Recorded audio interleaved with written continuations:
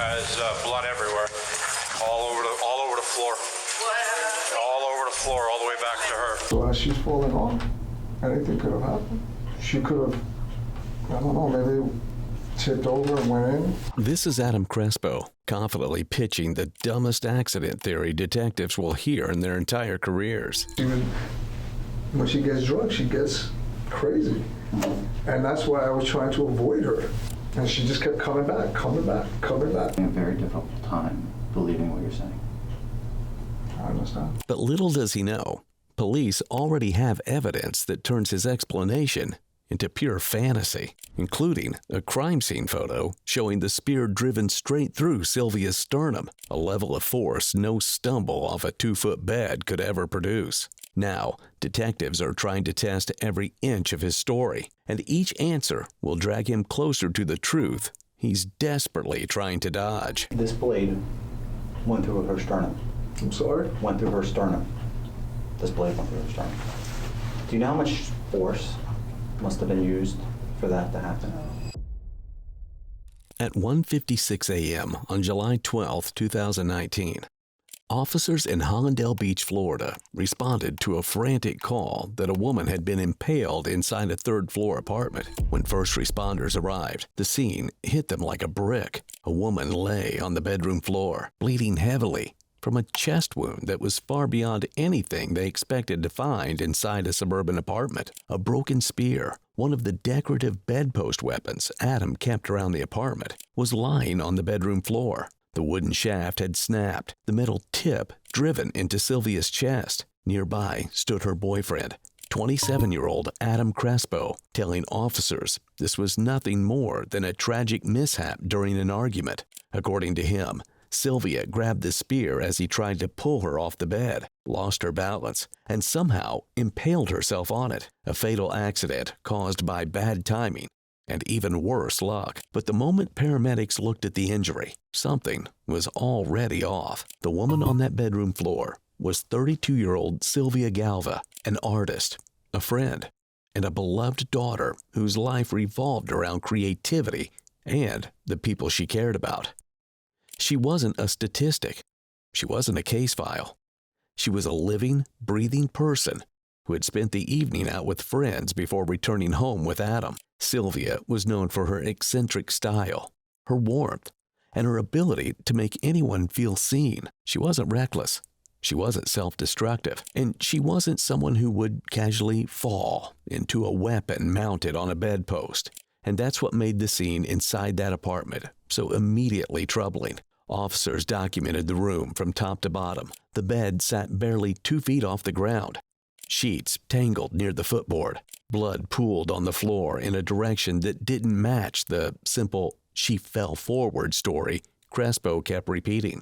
The spear was tall, too tall for any normal fall to generate that kind of force they were looking at. Adam's explanation was almost insultingly simple. He said he and Sylvia were arguing. She pulled at him, slipped, and somehow landed chest first onto the upward-pointing blade. According to him, everything about this was an unfortunate accident. Gravity doing all the work. He insisted he never touched her, never pushed her, never guided that weapon into her body. But even a rookie officer could see the geometry didn't make sense. The wound wasn't shallow. It wasn't angled like a fall. It was deep, centered, and devastating. And as you're about to see, Adam's version of events has more holes than the sheet lying on that bedroom floor. His physics don't add up. His explanations fall apart under scrutiny. And detectives are already spotting contradictions he doesn't even realize he's making. What Adam didn't know, what he couldn't have known, was that investigators already had a piece of evidence that demolished the foundation of his story. When crime scene techs rolled Sylvia's body, they documented something unmistakable. The spear had punched straight through her sternum. It shattered bone, and the force required to break human sternum is not something produced by a fall from a mattress barely 2 feet off the ground. This wound told its own story. A story of deliberate, directed force. And while detectives didn't confront Adam with the autopsy yet, they didn't have to. The physics alone were enough to send them straight into interrogation mode. What you're about to see is the actual interrogation footage provided by the Hollandale Beach Police Department. Should you talk to me, anything you say can and will be used against you in a court of law. And I'm going to add, or for you, if that ever comes to be, or not. Knowing and understanding your rights as I explained them to you, are you willing to answer my questions without an attorney? At the moment, yes. Okay. Have you previously requested any law enforcement officer to allow you to speak to an attorney? No, at this time, no. Okay. Adam waives his rights immediately. He's confident his story will hold up. He has no idea what's coming. Again, sorry that you're here in reference to all this, but we need to kind of find out what happened. All right? Okay. So I'm going to let you start earlier in the day. Start from the time you woke up yesterday. Okay. Okay, and just kind of tell me how the day went up to and after we showed up. Okay. Okay. Well, that day, in the daytime, she went to a friend's house. So they kind of went out while I stayed home. They, I guess, were drinking or whatever they were doing there, and I was home alone. I guess it was around maybe almost 11, maybe 11 o'clock. She asked... 11 o'clock. Like 11 p.m.? Okay. Okay, so it was about that time when I left the house. She requested I pick her up from the house that she was at, which was a friend of hers. Well, actually ours, it was a friend of ours. And I went to pick her up. I guess Morgan was having a bad day. We went to go to a hotel outside, the Diplomat. It's like a little bar area outside. So we went, we had some drinks, and they went in the pool. I guess they had already been drinking. I had one drink, and then I said I would like to go home. So I'm going home, but the reason why I was pressing to go home was because I saw that my girl was drunk. When she gets a little drunk, she gets a little belligerent or it's a little angry. So I kind of just wanted to go home. Adam leans hard on the idea that Sylvia was drunk, as if her blood alcohol level somehow explains a spear through her chest. He now makes a big point out of claiming she was stumbling, emotional, and impossible to control. He seems to be missing the fact that none of that explains how the blade ended up driven deep enough to break bone. And though he keeps insisting he never touched her, the physical evidence, especially the wound pattern, will prove that he did no such thing. And so we went home, and I went quickly to bed. During these times, we've been having hard times during the week, if not the month. She's been very erratic and angry, especially when she's drinking. And I guess I was just so used to this happening, I just wanted to go to sleep and go to bed. She's been very, claiming to be suicidal, claiming to, want to leave. And I'm okay, well then let me go to sleep and you go do your thing. But she just keeps coming back and barraging me and screaming at me and yelling at me. And, I was just, listen, I want you out. Just, you can go outside. You can leave, you go to the couch or whatever. But she was just, kept coming back in. And I tried to, the door, you saw there was a door that was broken. The front door to the thing, I usually have a weight to put in the front. And the reason why that was broken was because she was attempting to commit suicide, and I had broken it in to prevent it, and that's why it was broken. And so I had been putting weights in front of the door to keep her from coming back inside. And you can see that there should be weights by the door. So she kept barging back in, and I'm like, listen, I don't want to have this conversation when you're drunk. Is this tonight? That was tonight, yes. I mean, other nights this has been happening, is her, being drunk and belligerent. I just was making sure I'm following the story properly. Yeah. Adam pushes it even further now, suggesting Sylvia was unstable or even suicidal. It's a cheap attempt to make his accident story sound believable. What he doesn't realize is that nothing about Sylvia or the wound in her chest supports that fantasy. Yeah, so no, because I'm telling you what led up to this, because at this tonight I was just going to bed, going to sleep, trying to avoid the problem, trying to avoid when she gets like that, because she's angry. She has a lot of things going on in her life that has been pissing her off, and I guess sometimes I become the punching bag for it. And but this, I just wanted to sleep, and I was in the bed, and she just kept coming in and barraging. And at some point, she just threw herself in the bed, and I had to tell her, please get out. I'd rather you just sleep on the couch. And, she was just like, no, I'm not going to leave. And I'm like, well, I think you should leave because, I don't want you here, and you're going to get angry, and I'm really sick and tired of this type of drunk behavior. So I said again, requested her to leave. She didn't want to leave again. So then at this point, I dragged her by her feet off the bed. Like, if you're not going to leave, I'm going to drag you by the feet and get off. Actually, it was the blanket, and I'm pulling her. And as I'm pulling her by her legs, then I have those two spears. God, I don't know where I have them now. But I have these two spears. It's I'm a martial artist, so I guess I put them in the decorative. It has you didn't think it would be bad. They have covers on them. Never thought it would be bad. And I guess when I'm pulling her off the bed to the door, she had grabbed it. It had snapped. And I guess, because I didn't realize anything had happened until I got to the door, when I turned around, I saw it in her. And then that's when everything happened. And then I saw it in her, and I freaked out. And I told Morgan to call 911, and Morgan is a EMT or an ex-EMT. She assisted me. We called 911. 911 was on the phone while we tried to resuscitate her, or tried to prevent anything worse from happening. And at that point, that's all I remember. I mean, there's blood everywhere, and I was freaking out. And that's when everybody finally came, and it was on. I believe we were still on the phone with the 911 call while we were trying to resuscitate her, and that's as much as I remember. So Adam lays out his big explanation. He grabbed Sylvia by the ankles and pulled her off the bed. And yet, that's not at all where his story lands. Instead of a stumble or a fall, he wants detectives to believe that move somehow lined her up perfectly with the spear and impaled her.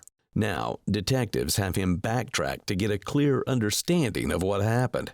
I'm gonna ask you some questions and maybe to help, so I can help clarify everything as the day went. Okay. So, do you remember what time Do I remember what time it they was? left to go to their friend's house?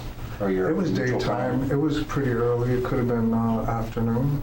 Mm-hmm. Yeah. Like, do you have any idea what time? Couldn't say exactly. Do you remember whose friend?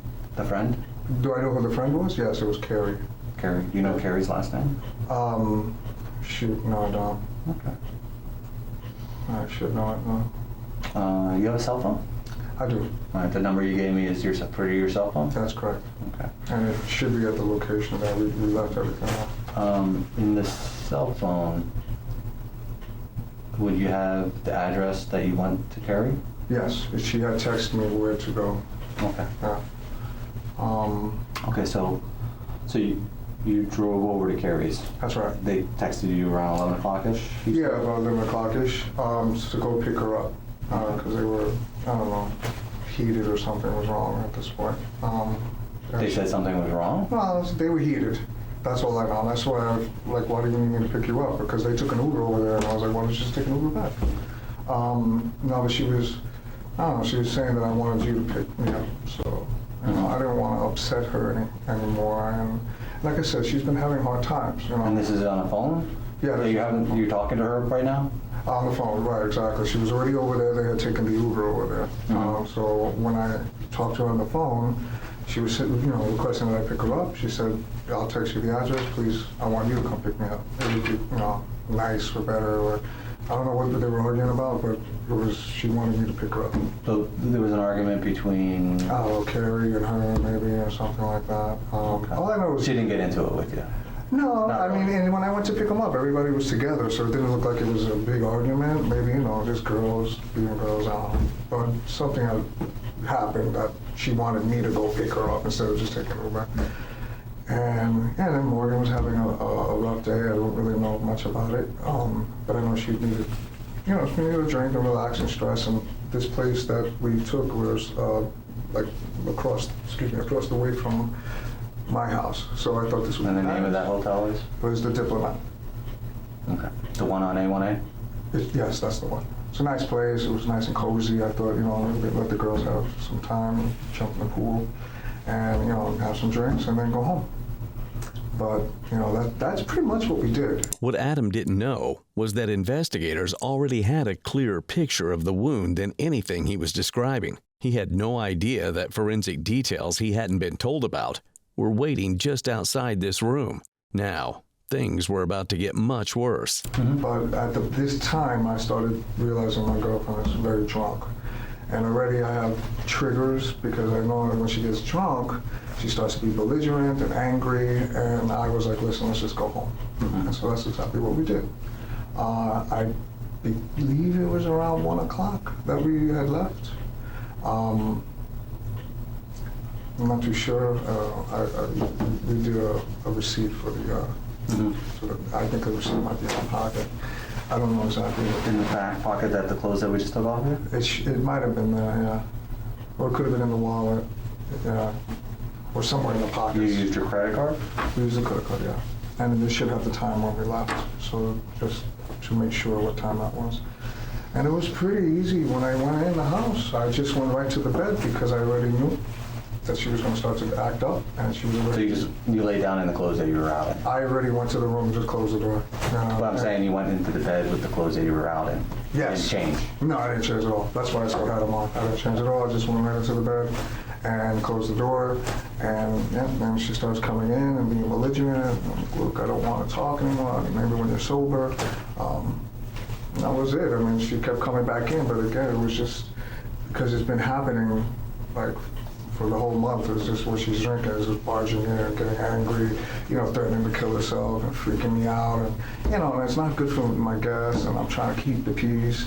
And, at this point, I just put the weight in front of the door and hope she doesn't keep barging in. It's not that it's a deterrent, but she kept barging in, and she kept going in, and she wouldn't leave.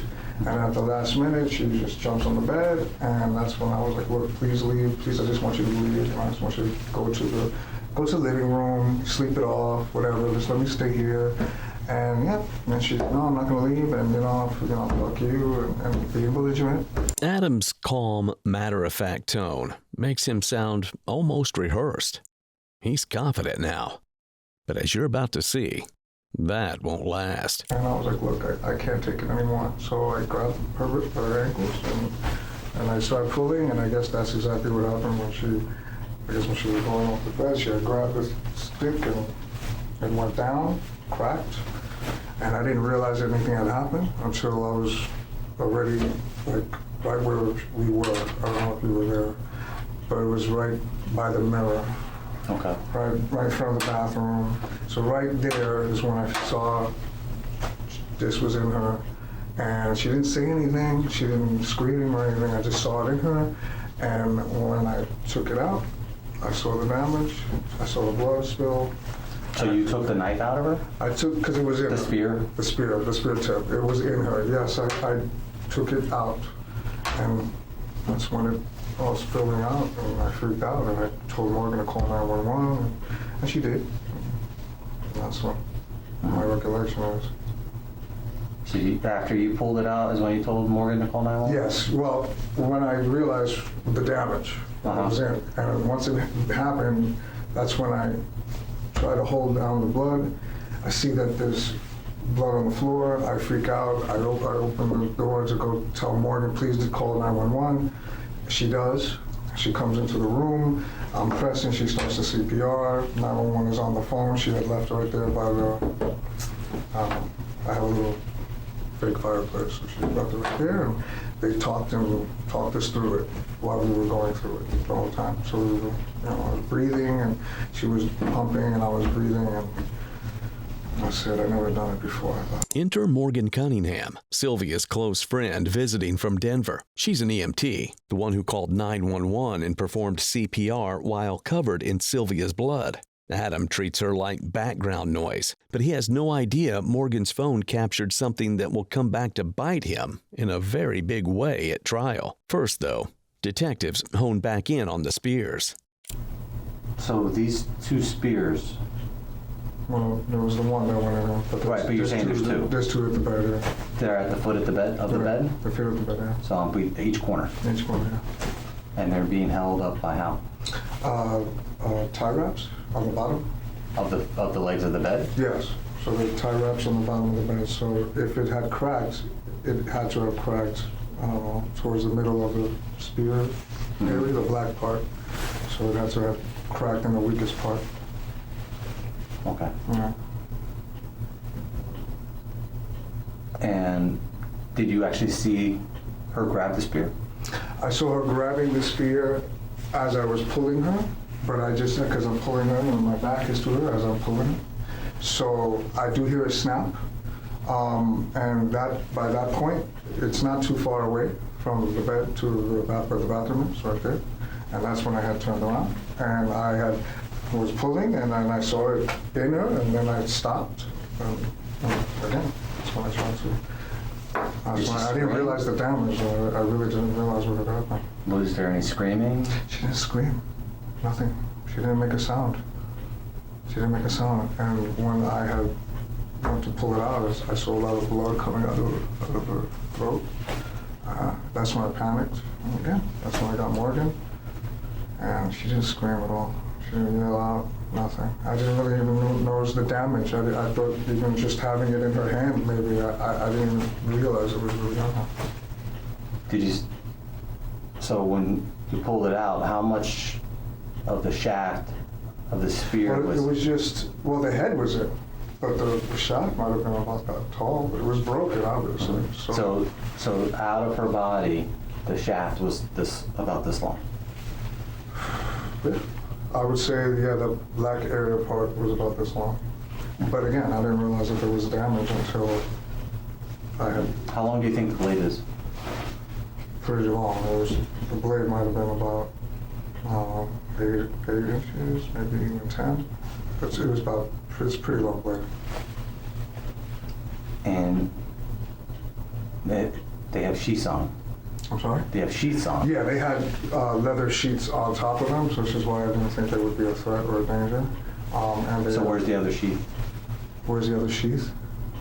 It should have been on the thing. That's why. So I didn't. Did you see it on the ground? I couldn't tell. It was dark.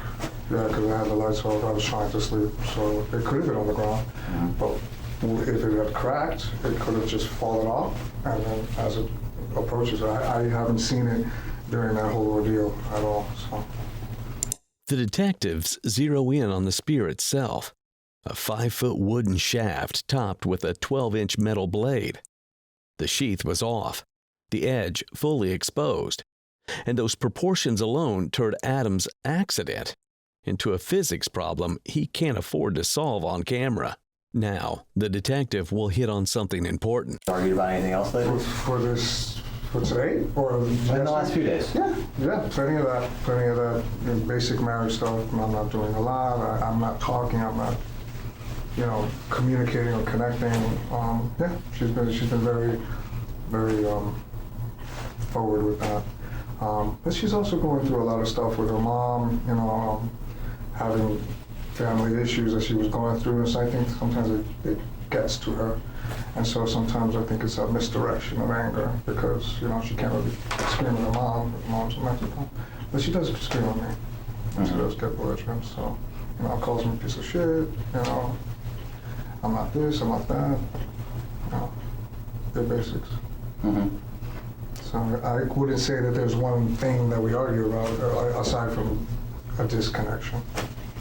So that's what we've been asking. How long have you two been together? About 2 years, a little more. Yeah. A little more than 2 years? Yeah. Have the police ever been to your place before? There was a time that, because she's a nosebleeder, like she bleeds a lot from her nose, that we had argued and she had ran out and there was blood out of her nose, and so the security thought it was a physical act. And then it was then, yes, and I was arrested for some domestic violence. But those cases were dropped because none of that was really true. And then that was it. There's a past history of violence there. Even neighbors have attested to it. Okay. And I heard him in there, and then I heard her crying. I figured he beat her up again because this is probably like the third time. Probably more than that. I know he's been arrested twice for beating her up, but she drops the charges. Okay. And I heard them, I heard them crying, and I heard her crying and everything. And then How many of them live there? only I hear another girl's voice in there because I heard her call the ambulance, and he was trying not to make her call her because I know he's got a lot of complaints against him. This is another damning witness statement. One Morgan will later echo in her own account. And the moment Adam refuses to call police says more than he ever intends. It's the reflex of a man worried about what officers will find, not someone desperate to save his girlfriend's life. Did you do anything with your phone or anything like that when you first got back? Like, would we be a way that we could tell other than video? No. Other than other times that we had argued, I have recorded her threatening to kill herself. Did you ever try to get her help for that? I tried, but she wouldn't go. And so, I thought we could work through it, and she blames me for it. But her dad had committed suicide, so, she's, to her it was easier for her to do it. But yeah, like I said, I had broken the door trying to save her from doing that, which is why my door was broken in the first place. And so I just have recordings of her coming back and forth other times where nothing had happened, just her coming in and screaming and yelling and throwing fits and just carrying on. I just call it fits. Mm-hmm. So, excuse me, that's what she does. She does it in front of people too, so she kind of has fits, she just starts acting out in rage. But I have recorded those. Mm-hmm. Those are other times, though. Nothing for tonight, though. Adam keeps circling the same excuse, pitting everything on Sylvia and these supposed fits of rage. He treats it like a built-in explanation for anything that doesn't make sense in his story. It's not convincing. It's repetition dressed up as justification. Can you do me a favor? Draw your room with the bed and how you pulled her off the bed. Show my room with the bed.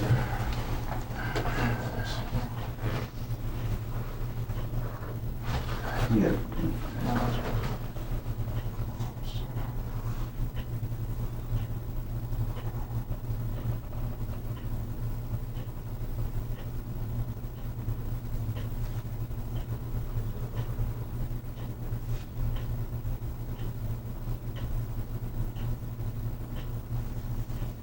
So she was here. And I pulled her ankles from here. Just wanted her to leave. I just wanted her to leave the room. I never thought something like that would happen. And does she have family? Here? Mm-hmm. No. Where's her family? Mexico. No other relatives here? Not here. Well, she might have a distant aunt somewhere in Orlando, but I don't think they talk. Do you know any of her relatives in Mexico? Only in Mexico. Do you know any of them? Only in Mexico. That's what I'm asking. Do you know any of them? By name, yeah. But they're in Mexico. I wouldn't say I know them. Mm-hmm. We've met, we've visited. Mm-hmm. Yeah, that's about it. And her mom's in Mexico? Her mom's still alive? Yeah, her mom's still alive. And she's having really bad problems with her mom. This is what I think was a lot of the anger issues that she was having. She's been having a really hard time with her mom. Mm-hmm. Just stealing her money and possibly assisting her dad's suicide. We don't know. But she's been very upset. Does she have any Brothers, sisters She has a sister. in Mexico. Yeah, in Mexico, yeah. Okay. Just do me a favor, because, so, based off of what we have right here, just put your initials right here, to say that, so that, On this side? yeah. Thank you. Now, the detective shifts into a classic strategy move, getting Adam to draw the room and physically map out how he supposedly pulled Sylvia off the bed. It forces Adam to lock himself into specifics, distances, angles, movements, details that can't be walked back once they're on paper. We're gonna probably talk a little bit later. Okay, you have to be patient. This is the process that happens when stuff like this happens, okay? So, I mean, in your eyes, this is what? Freaking accident. An accident. Okay. Absolutely. All right, is there anything else that you want to add right now that you could think of that I might not have asked you?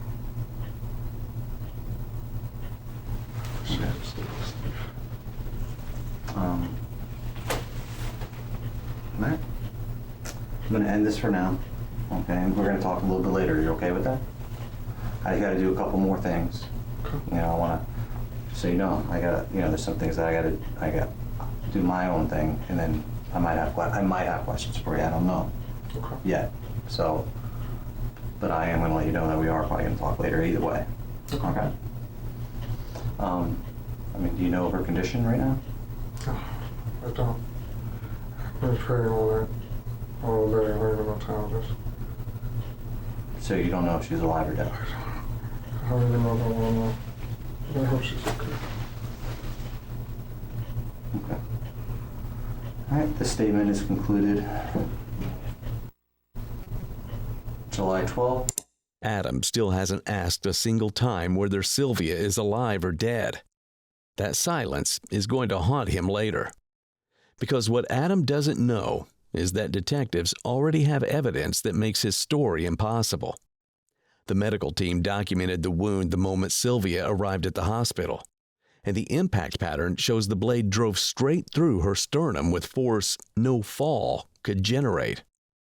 Every new detail they confirm pushes his ankle pull story further into fantasy. All right, so when you're saying that you grabbed her legs, right? Or Grab her ankles. You grabbed her ankles. Both ankles? Yeah. So I wanted to get her off. So I had my hands to pull her off the bed. Well, that's what I'm trying to find out. Right. Did you grab like one leg and pull on it, or did you grab both her legs? Both legs to try to pull. Okay, so you pull. And you showed me this picture here, right? Where you're on the right side of the bed.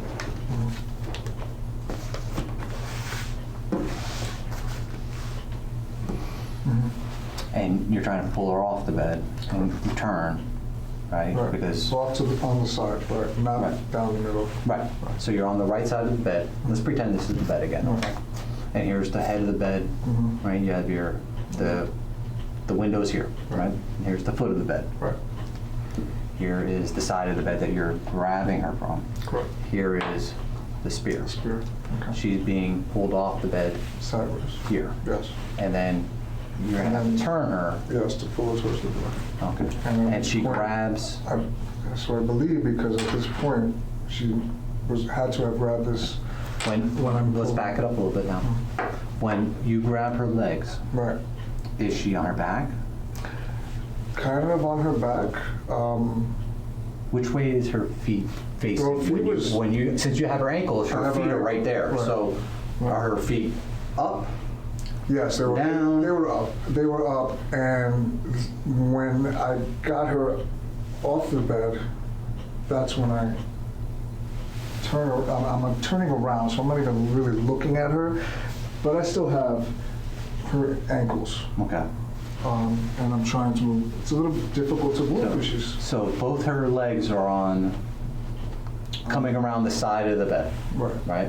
So So here's this piece. Right. Both legs are here. Right. So as I'm And then you're pulling this way. this way. So at this point, I suspect her arm is already on this thing right here. Okay. But by that point, I'm already turned Do around. you see her grab? I see her grabbing the thing. I see her grabbing when I'm pulling her down. Okay, so you see her grab it. Right. That's when I try to go off the bed. How high off the bed does she grab Well, the she- shaft, the as spear she's- shaft? As she's coming off the bed, her upper body, her armpits will be right about here. Well, that's what I'm saying. Is it But she's not completely level? off the bed. Is She's it, not completely off the bed because she's still holding on to this, thing. At this point, I figure she's gonna let it go. I turn around and just keep pulling, and that's when I hear the snap. So here's the bed, right? Here's the plane of the bed, Right, and here is your spear, right, right? And it continues down. right. Does she grab here? Does she grab here? Does she grab here? I'm gonna be Here? honest, I really can't recall at what part of the post. Because Right. as I'm looking at her, as I'm pulling her, and there's a little bit of momentum there. So all I do see is it's her holding on to it. Or Is she at this grabbing it point, with her hand? no. She's, at this point, it's right here. But as I'm pulling, she's still holding on to it. Adam claims Sylvia fell onto the spear while he pulled her by the ankles toward the doorway. But the evidence gathered that night paints a very different picture. The recovered spear showed a 12-inch blade driven straight through Sylvia's sternum, a wound that medical staff documented as soon as she arrived at the hospital. Adam then insists he removed the spear immediately to help her. Yet the scene showed the weapon penetrated the sheets in 2 separate locations, a sign of contact that doesn't line up with a single clean impalement during a simple pull off the bed. He also claims the room was calm until the moment of the injury, but Morgan Cunningham reported hearing an argument, followed by a scream and 2 full minutes of silence before Adam asked for help. Every detail, he adds, gives detectives another reference point, and every reference point strengthens the gap between his story and the physical evidence. Now, let's break down Adam's timeline next to what investigators actually documented. According to Morgan Cunningham, she heard a woman scream, approach the bedroom door, then returned to the kitchen. 2 minutes passed before Adam finally called out for her to dial 911. During that window, she heard nothing. No panic, no calls for help, no attempt to get first responders on the way. When officers arrived, they found Sylvia on the floor with a chest wound deep enough to fracture her sternum, while the spear shaft lay broken and the bed frame showed signs of bending consistent with force applied before the snap occurred. Meanwhile, Morgan told detectives she walked in to find Adam holding Sylvia's head in his lap, but she saw no life-saving efforts underway, despite having heard him say, "I need an ambulance," only moments earlier. The timeline he offers and the timeline investigators piece together share the same minutes, but not the same actions. So as I... Wait, okay, so now that motion you're giving me is she's grabbing it with her left arm. Well, no, she still has it here, She but has she's it holding wrapped on to it. Yeah, she's holding on to it. Well, right. So, but you're saying she's wrapping her right arm.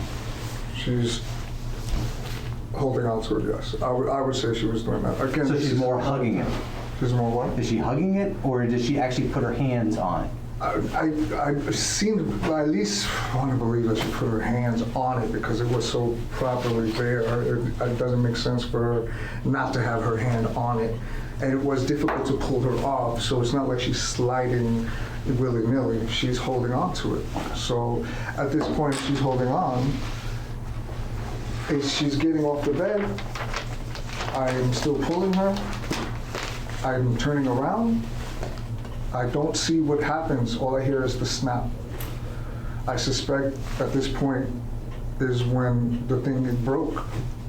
I didn't even see it even in her until I'm pulling, I turn around, and then I see it. And I saw it in her. I didn't see how bad it was until the blood and the blanket was still on the floor. I had a black silk So- blanket. Before you go pulling her off the bed, there's, well, how many sheets on the bed? Well, there's a quilt. What that color is that quilt? Gray. Okay. And Is she on top of that? I don't believe so, no. I think It's she just was laying on, there? Yeah, because it's kind of like curled up in a ball. It's kind of hot, wherever it is, it's curled up. And I believe that's where I meant the sheet, where the black sheet was probably under her as I'm pulling with her, because Is it the black sheet that most people normally kind of sleep under? Now, detectives start drilling into one detail Adam clearly didn't prepare for: the bed sheet. If Sylvia was under that sheet when the spear went in, his entire story collapses. This is a classic psychological tactic. Press the suspect on a small physical detail that their lie can't account for. And as Adam fumbles through explanations, detectives are quietly mapping out the scene in their heads, waiting for the moment his version finally buckles. And prior to you trying to pull her off the bed, there was the sheath on the blade. right, the sheet was on the bed. That's something that's always probably on, right? Yeah, because I have the black sheet, and then I have a black the bedspread. So I don't know where it ends or where it began, but it's when I'm pulling off, it's out. So she must be on it. Well, my question was the sheath on the blade. That's always on. Oh, the sheet it's always on. It's always on. That's why I never would have thought something bad would have happened if I knew something would happen. But it's always on, and it's got a little tie on it, a little leather tie on it. It's never come off, but then again, no one's ever broke it. Yeah, I don't even, I mean, it has So to come off. when you turned and looked and saw her on the ground with the I blade turned to in, see her in the ground. she was on her She was on her back, back. right?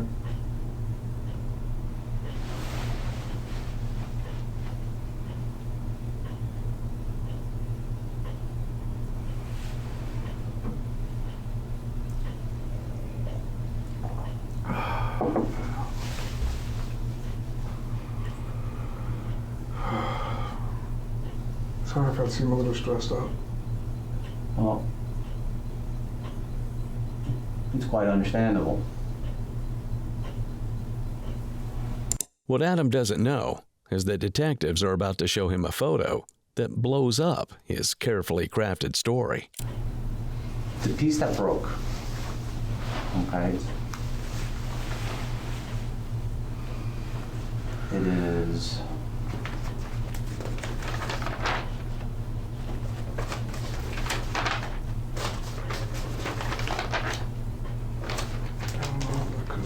right, the shaft to the the beginning of the blade, right,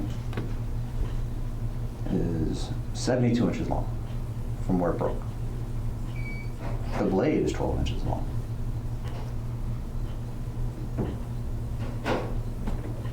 Your bed is 2 feet high. Off the ground?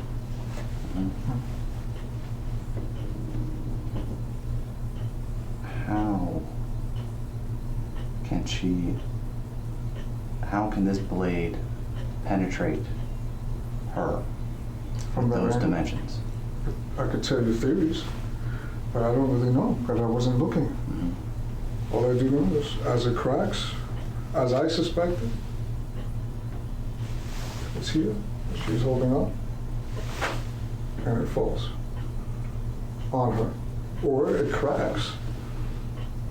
And because she is suicidal, she literally stabs herself with it while I'm carrying her off. Now, at trial, the experts would shred Adam's explanation. The medical examiner testified that the spear didn't just go in.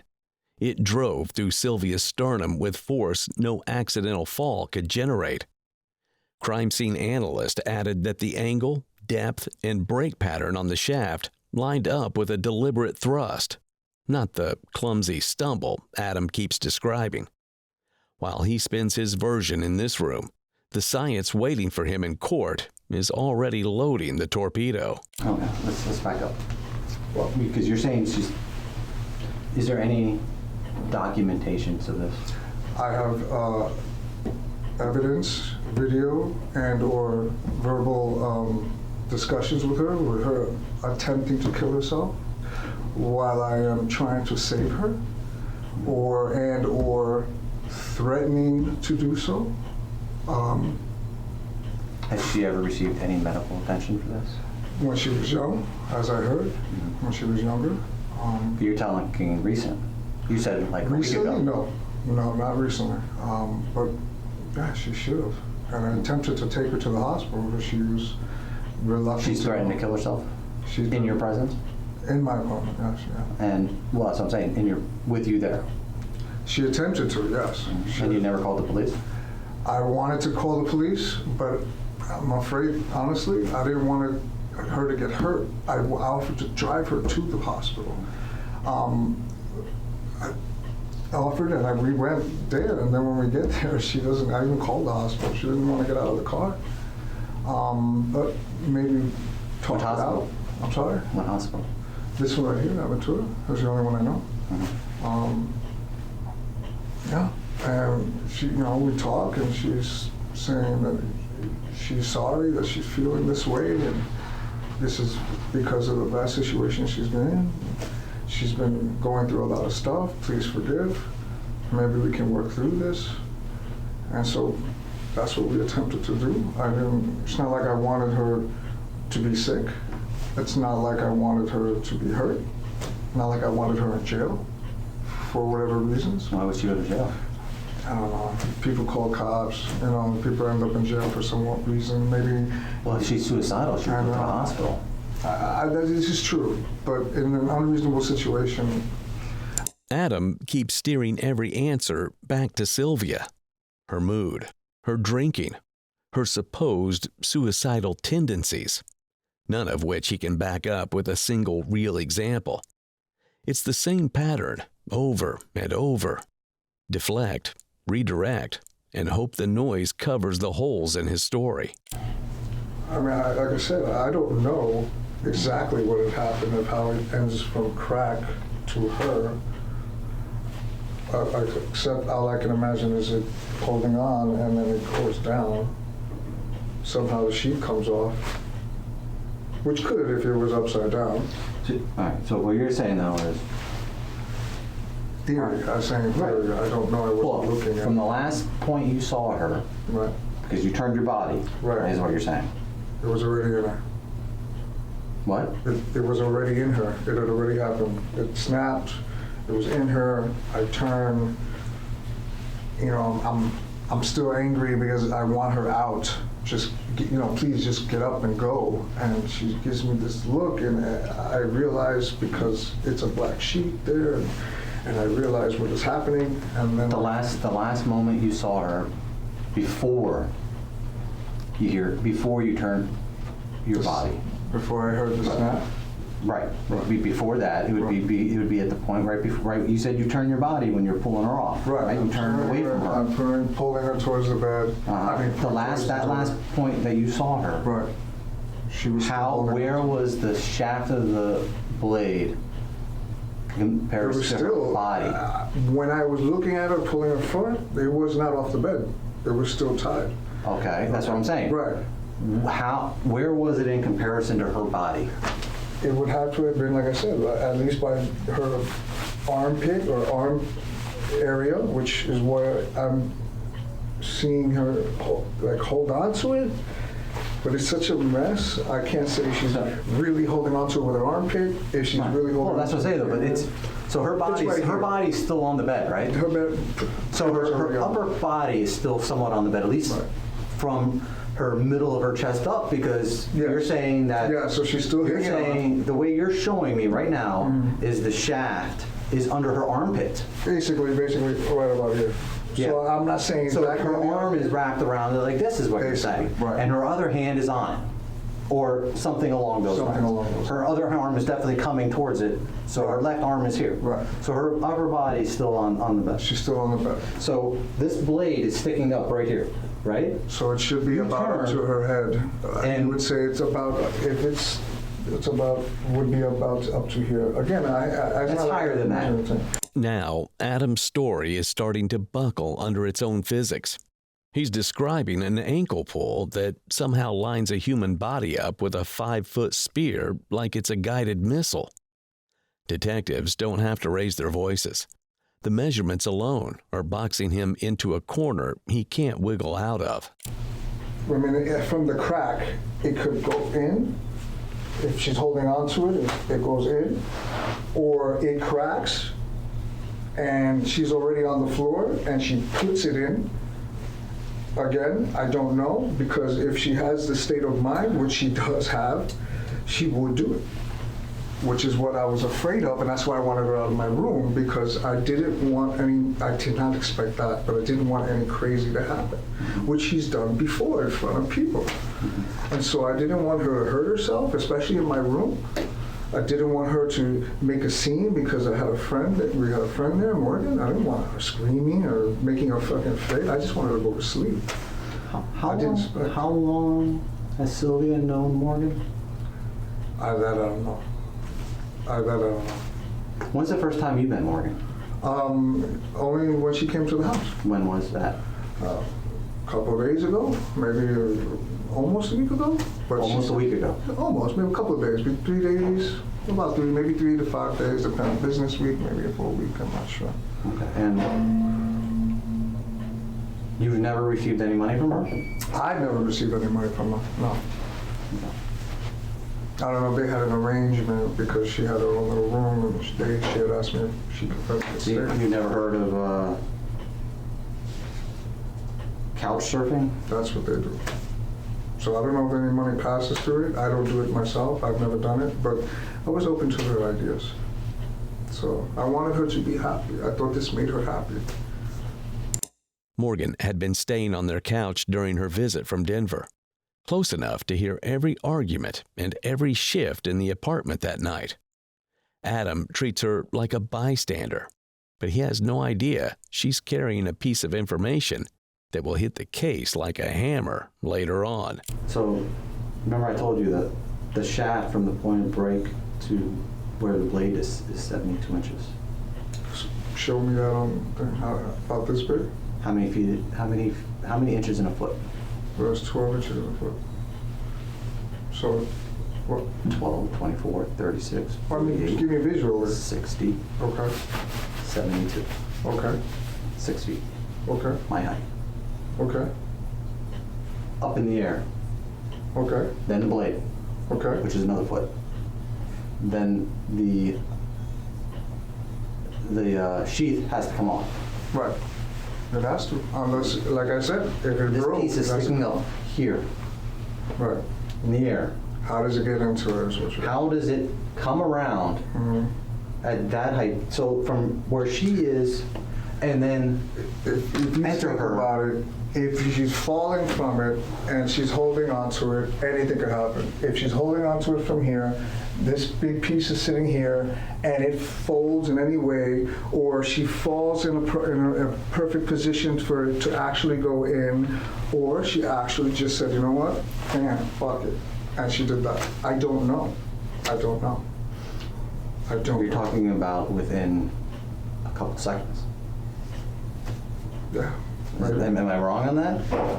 Could be more than a couple of seconds. Well, tell me, because you're saying you turn, Right. started pulling some more, It and then cracks. you hear the crack, you turn I around, turn around and I say, and it's in her already. right. How long does that take? That you're asking me to guess. Yeah, Yeah. I am asking you to guess. Okay. I'm asking you to guess based off of your experience. With this, I've never had experience with this. This was an experience, was it? It was an experience, but that's, in an experience, people's time perception is way off. So what I might have been seconds could have been longer. What was longer Are could you have been telling me that seconds. it was more than I like really don't 30 know. seconds? All I know is what it felt like. What it felt like was it was very quick, and my perception was, hey, when I'm pulling her, she's holding on to it, but when I turn and pull, I hear the snap. I'm pulling. It's already happened. By the time I turn around, it's already happened. I can't explain how it exactly went in. I can't explain if she did it on purpose, which is what she wanted to do. I can't explain how it completely goes from this. Is it on your phone where she says she wants to kill herself? Yes, it's on my phone. And how long ago was that? It's multiple times, actually. I don't know. Last one was a couple of days ago. That's on your phone? That should be on my phone. Okay. Right? It should be that she threatens me with this situation to happen, which is why I was trying to look for a way out of it so that this would not happen. Should have just stayed sleeping. Just give me a minute. Or is that she keeps talking? Just give me a couple minutes, okay?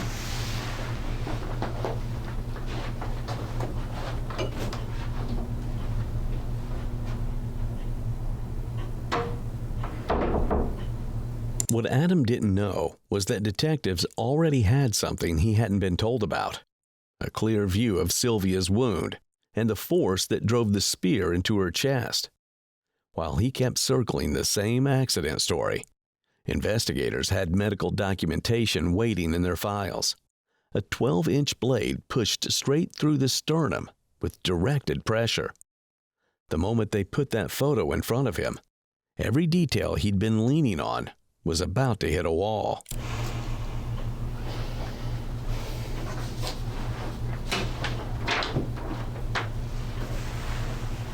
That's what your place looks like right now.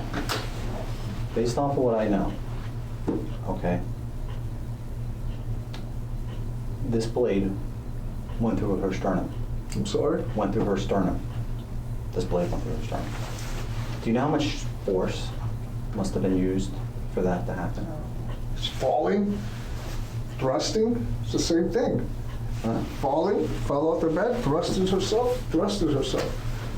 There's no reason for me to do anything. I'm trying to get out of the room. There's no reason. Mm-hmm. There's no reason. Okay. Give me a couple minutes. Do you want to look at this anymore? Have a good look at it.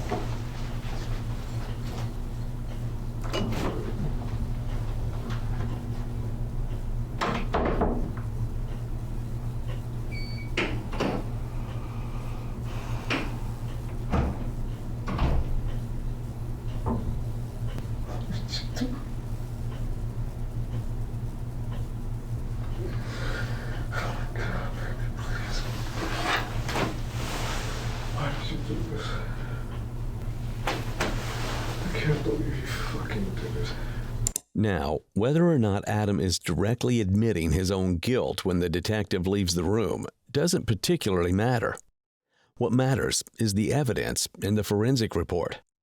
The fact that the blade hit Sylvia with enough force to impact her sternum, and the fact that it makes no sense if she fell off of a 2-foot-tall bed is enough for detectives.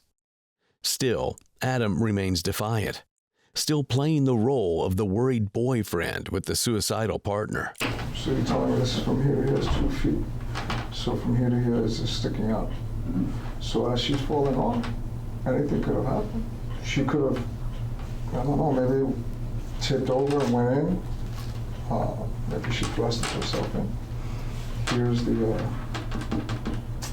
for the bathroom. Here's where Here's where your dog is. Here's my door. This is the No, that's the sheet that was taken off by rescue, like you said. Yeah. And this is exactly where this area was. And that's all her blood. I'm sorry? That's all her blood. I know. All right? I know. I tried to get the pack to stop the bleeding. You have one of those? That's yours? Yeah, I do. Because I have in the bathroom, I have a med kit. So I tried to stop the bleeding. So you have a blue med kit? Like blue? is it about this big? No, it's just a med kit that I Because tried that's something that we use. That's like a military Yeah, thing. military to stop the bleeding. Yes, absolutely. So that was you using that? Yes. Okay. you think I'm a pretty reasonable person? I'm sorry? I think I'm a pretty reasonable person. Like I am, I'm not one of these guys that fly off the handle and I try to think everything through. Okay? I would say so. I'm having a very difficult time believing what you're saying. I understand. No. That's what you're supposed to do. Well, no, like I just said, I'm a reasonable person. Okay? Well, People, well, no, I mean, so you think, what are you suggesting? What's your theory? what you're saying here is about 4 feet plus the other foot. So you think I broke it, turned around, and did all that to her? I don't know. That's horrible, man. It is horrible. Yeah, it is horrible. That's absolutely horrible. Especially with someone like this. That you've never even asked how she's doing. I'm so scared to know, man.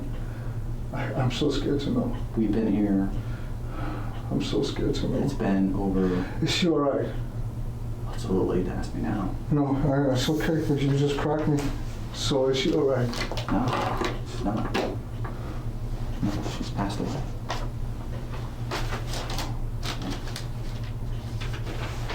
So, you guys called rescue at 156. Okay. They took her to the hospital a little after 2. You were with officers, let's say from 2:30, right? And it's already after 12 now, right? I can't believe this. So we're going on 10 hours. Right? About 10 hours. Kind of. Maybe let's say 9.5. You have never asked how she's doing. Because I've been praying my ass off, man. I'm scared to even know. But that has nothing to do with anything. Because she's already been threatening with trying to kill herself. Trying to deal with that has been the long-term thing. You're saying you have this on your phone, right? Yeah, I have this on my phone.